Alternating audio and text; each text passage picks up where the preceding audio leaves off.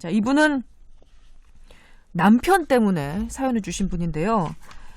남편이 10대부터 부비동염 때문에 약을 먹고 지냈고 지금도 축농증 때문에 숨을 시원하게 쉬지 못해서 머리도 자주 아프고 띵하고 집중력도 떨어지고 그렇다고 합니다. 남편 나이는 38세, 키 180, 몸무게 86kg, 허리둘레 36, 배만 볼록 나온 복부 비만입니다. 축농증이라고 하면 주변에서 다들 뭐 그거 죽는 병도 아니고 별거 아니다 이렇게 가볍게 생각하지만 본인도 그렇고 옆에서 지켜보는 이 아내의 입장에서도 그렇고 너무 고생하신다고 밤에 자다가도 많이 깨어나고 그다음에 주변에 사람들이 있는데 코를 킁킁거리거나 코를 풀거나 하는 모습도 좀 민망하기도 하고 코에 좋다는 뭐 작두콩차, 유근피차, 도라지 배즙 이런 것도 먹어봤지만 이렇게 마시는 차 종류로는 전혀 아무런 효험을 보지 못했다. 수술해도 똑같다고 경험자들이 다들 말해서 이거 수술해야 되는 건지 어떻게 치료해야 되는 건지 걱정이 되신다라고 사연 주셨습니다. 축농증 수술 받아본 사람의 얘기로는요. 네. 2번 다시 받고 싶지 않은 수술. 그게 그 코골이 수술하고 이 축농증 수술은 상당히 아픈가 봐요. 환자들이 2번 다시 받기 싫다고 얘기를 하고 받고 나도 축농증은 재발을 거의 많이 하는 편인 것 같아요. 왜냐하면 거기 이제 염증이 있어서 꽉 막힌 부분을 부비동에 있는 걸 이제 걷어내는 건데 그러고 나서도 또 염증이 생기면 그게 또 차는 거죠. 그럼 또 답답해지고 뭐가 걸려 있으니까 자꾸 킁킁거리게 되고. 그렇죠. 근데 이게 이렇게 오래 병을 가지고 있는 사람들은 틱처럼 습관이 생겨요. 이게 재미난 게 이제 그런 사람들이 수술해서 좀 좋아졌잖아요. 네. 염증도 없고 많이 좋아졌는데도 이 킁킁거리는 거랑 이게 습관이 남는 사람들이 있어요. 근데 이렇게 만성적으로 되게 고쳐지지가 않는 분들은 좀 다른 방법을 한번 고민해 보셔야 될 것 같아요. 수술 한 번도 해보고 그래도 안 되면 다른 한방 치료라든지 다른 부분의 염증을 억제하는 치료를 한번 해보는 것도 좀 좋고요. 네. 예. 근데 저는 옛날에 그런 경험을 했어요. 그 류마티스 환자예요. 염증이 되게 심해가지고 그 뭐 휴미라라는 그런 면역 억제제까지 치료를 받아야 되는 사람이 있었는데 희한하게 그 면역 억제제를 이렇게 쭉 주니까 축농증이 좋아지는 거예요. 그 힘든 축농증이. 그래서 그 면역 억제 부분을 정말 조절을 잘 하면 어려운 축농증도 좀 고쳐질 수 있을 것 같다는 생각을 사실 하고 있고요. 몇 케이스를 받고. 근데 그렇게까지 축농증을 조절하진 않아요. 그렇다고 류마티즘 약을 줄 수도 없잖아요, 이분한테. 그러니까 그 면역을 조절하면 이 염증 부분을 좀 유도를 할 수 있어서 이게 병원에서 이제 치료하는 거는 아마 그런 단계가 아마 최종 단계가 되지 않을까 싶고요. 아니면 한방 쪽에 와서 그런 그 염증을 제거하는 처방들이 있으니까 그런 걸 한번 받아보는 것도 한 가지 방법일 것 같아요. 네, 이게 정말 그 주변에서 쉽게 얘기할 게 아닌 것이 본인의 괴로움 그리고 가까이 지내는 분들의 그 스트레스는 이루 말할 수 없을 것 같습니다. 예, 참 사람이 숨을 편하게 쉬어야지, 그죠? 예, 이제 이게 사실 되게 답답한 질병이에요. 그러니까요. 수술에도 재발이 잦은 것도 사실이고. 네. 저도 어렸을 때 제가 이제 지난번 언젠가 한번 말씀드린 적이 있는데 저도 중고등학교 때 이제 이 부비동염이 되게 심해서 안 해본 게 거의 없습니다. 그리고 이제 맨 마지막에는 뭐 병원에 거의 뭐 일주일에 한 번씩 다녔었는데 2년간 정도 다니니까 그때 그 이비인후과 선생님이 아직도 기억나요. 문영철 이비인후과 선생님이었습니다. 서울시 도봉구 방학동에 위치한. 아직 계시나요? 지금은 안 계신 것 같아요. 문 이비인후과 선생님이 한 2년째 제가 이제 고등학교 다닐 때 딱 동찬아 너 이제 더 이상 오지 마.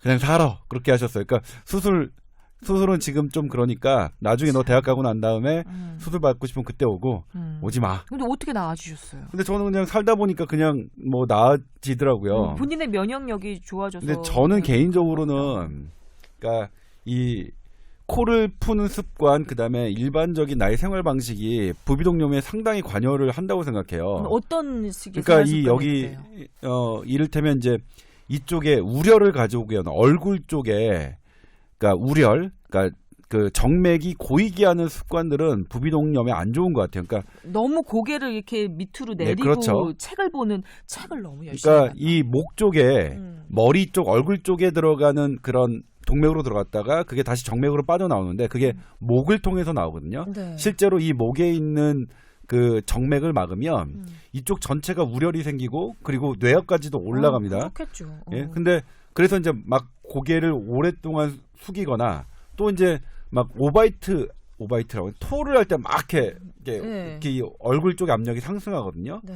그렇거나 또 코를 푸는 습관도 세게 풀면 당장은 이제 코에 있는 코 그런 것들을 시원하게 해서 세게 풀려고 힘을 주면 그쪽이 또 이 우열이 생기거든요. 그래서 코를 푸는 습관, 코를 그러니까 살살 풀고 네. 그다음에 목 쪽으로 나가는 이런 부분들을 항상 편하게 고개를 숙이는 습관. 그러니까 이 책상에서 막 엎드려 공부하면 충농증 그렇죠. 생긴다고 어른들이 말씀하셨잖아요. 저는 네. 그게 일리가 있다고 생각했어요. 제가 이제 이 본인의 생활 예, 습관. 예, 저 돌이켜보건데. 개인적인 경험도 그렇고 제가 이제 이쪽에 해부학을 공부할 때 그게 일리가 있구나. 그러니까 뇌만 높아지는 게 아니라 전반적인 진짜 이게 정맥 시스템이 그러니까 원활하게 내려가지 않으면 전반적으로 얼굴 쪽에 이 압력은 증가하게 돼 있거든요. 안압도 증가하고요. 그래서 이런 전반적인 패턴도 일부 관여를 한다고 생각하니까 그러니까 그리고 또 하나가 있죠. 이게 또 살이 찌면 이게 또 이쪽이 원활하지 않는단 예. 말이에요. 그래서 목의 압력이 좀 높아지나요? 네.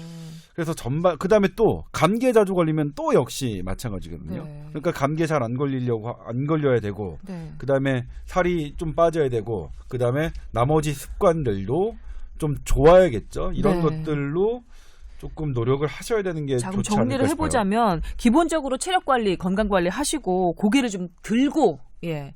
사시고요. 그다음에 체중 조절 좀 하시고요. 근데 하나 걱정되는 거 저 주변에 이 약간의 그 부비동염이나 축농증 있는 분들이 많아서 얘기를 들었는데 이분들 중에 약간 예민한 분들은 고름 냄새. 네. 예, 고름 냄새 때문에 또 신경을 많이 쓰시더라고요. 본인이 잘 못 맡아도 옆에 있는 사람들한테도 이렇게 뭐 약간 냄새가 좀 근데 이제 난다고 냄새가 그러더라고요. 나는 거 세균성인 건데 세균이 이제 여기에 이렇게 그 이쪽에 자리 잡고 있어서 어떤 농을 형성하고 있으면 그거는 사실은 좀 치료가 필요해요. 항생제라든가. 그래요? 근데 이제 왜 항생제 치료가 안 되냐면 이미 여기에서 고름이 어떤 막을 형성하고 있으면 항생제가 그 막 안으로는 좀 잘 안 들어가거든요. 그럴 경우에는 어쩔 수 없이 그게 설령 재발이 된다 하더라도 제거를 해야 되고요. 또 이 고름 냄새가 나는 경우에는 그게 곰팡이균의 가능성이 있거든요. 이게 이제 우리가 부비동염에 냄새 나는 그런 여러 가지 특징 중에서 뭐 어떤 뭐 곰팡이균은 상당히 예후가 안 좋을 수 있거든요. 그게 만약 행여 뇌로 들어가게 되면 그게 이제 되게 안 좋은 그 뇌수막염이 되니까 그렇게 고름 냄새 나고 무언가 이게 자꾸 진한 농이 흐른다. 그건 어쩔 수 없이 이거는 이비인후과 선생님의 도움을 받아야 됩니다. 이거는 네, 그런 경우에는 이분 남편 같은 경우는 누워 있을 때 목으로 자꾸 그 농이 넘어온대요. 이게 이제 농이 아니라 콧물인데 이게 그 포스트 나잘 드립이라고 해서 이게 그 부비동염 환자들의 대부분 특징이에요. 그래서 그게 이제 자다가 기도로 넘어오면 그게 기침을 유발하기도 하고 막 그러니까, 그렇거든요. 예, 이분도 그런 얘기를 하시네요. 예. 의과대학 가면 네. 해부학 처음 배울 때 코 여기 있잖아요. 눈과 눈 사이 미간부터 요 코 이렇게 삼각형을 그리면 거기가 dangerous triangle이라고 그래요. 무슨 뜻인가요? 아주 위험한 삼각지라는 거예요. dangerous triangle. 예. 발음이 제가 안 좋으니까 좀 잘 들으시면 돼요. 예. 근데 여기에 이제 이 삼각지 부분에 있는 염증은 뇌로 들어갈 수 있으니까 항상 조심해야 된다라고 가르쳤어요. 그러게요. 일단 물리적으로도 너무 거리가 가까워요. 그래서 예. 뇌로 갈 수가 있어서 코의 염증, 그러니까 우리 여드름 이런 데도 짜지 말아라고 이렇게 교수들이 얘기를 했었어요. 심지어 여기 쪽은 뭐 해서 그게 뒤로 가서 뇌로 가면 위험하니까. 그러니까 저는 그게 기억이 나서 코 주위는 안 건드립니다. 잘. 근데 이게 축농증도 코 모여 있잖아요. 그렇죠. 예. 근데 그런 염증이 계속되면 뇌로 갈 수는 있어요. 세균성이 강해지면. 이야. 우리가 의사 선생님들한테 듣는 얘기 중에 심각해지면 어디까지 갈 수 있다는 얘기 들으면 항상 모골이 송연해지거든요. 지금 우리 부비동염 축농증 얘기하다가 뇌로 세균 감염되는 얘기까지 넘어갔거든요. 살짝 소름이 끼쳤습니다. 실제로 뇌수막염에 그 여러 위험 인자 중에 부비동염이 들어가 있습니다. 물론 진짜요? 만성 치주염도 있지만. 네. 예.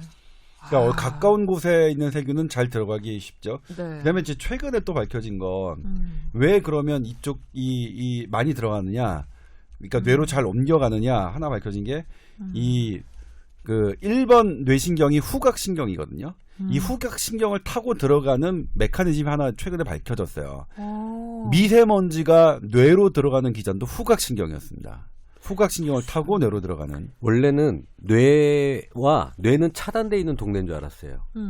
그런데 지금 약물도 그래서 잘 침투가 안 되잖아요. 네. 그런데 거기에 연결되는 관들이 이제 미세하게 다 나오고 림프액도 어디를 통해서 가고 먼지도 글로 들어가고 이제 여러 가지가 밝혀지기 시작했어요. 이제 이런 아는 게 병일세. 아이고. 통로가 이제 알려지면 네. 질수록 이제 뇌신경계통 치료할 수 있는 방법이 또 만들어지지 않을까 네. 생각하고 있지만 아이고, 이 질병 관련해서 지나친 걱정도 해롭긴 하지만 어디까지나 심각해지면 어느 수준까지 갈 수 있는지도 알아놓는 건 중요할 것 같습니다. 우리 부비동염, 축농증, 남편의 건강 때문에 걱정된다면서 메일 보내주신 분은요, 관련한 정보 지금 드렸으니까 종합적으로 판단하셔서 심각하다면 이 두 분의 의견은 이렇습니다. 그래도 심각하다면 수술 한번 고려해 보시는 것도 괜찮을 것 같다라는 그런 결론이었던 것 같습니다. 병원 한번 내원해 보시길 바라겠습니다.